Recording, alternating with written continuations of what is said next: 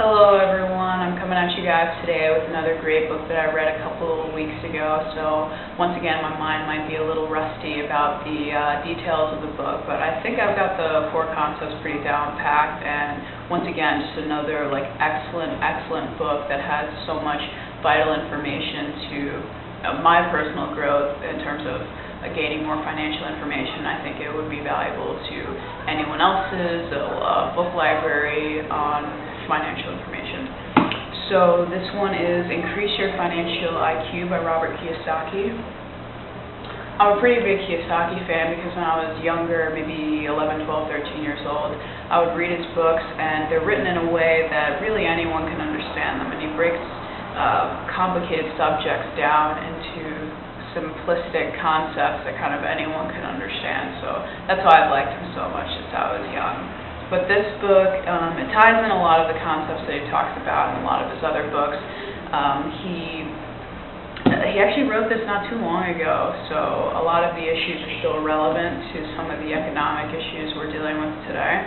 And he starts basically at the point in time when the United States was taken off the gold standard, and essentially we started dealing with funny money that didn't really have any backing to it or any value to it.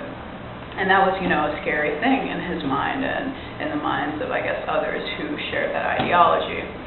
But in essence, he goes on from that to say his core teaching tool, which is the assets versus liability diagram, in which, assets are things that earn money, that put money in your pocket, and liabilities are things that take money out of your pocket. So you eventually want to get to the state where your assets are, paying for your daily expenses, so that things like, living paycheck to paycheck are no longer an issue for you.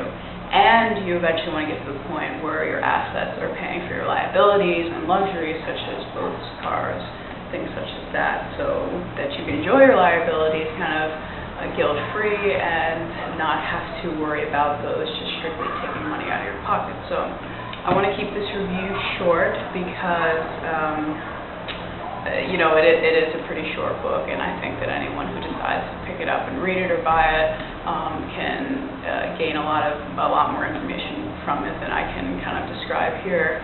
But I would give it 4 stars only because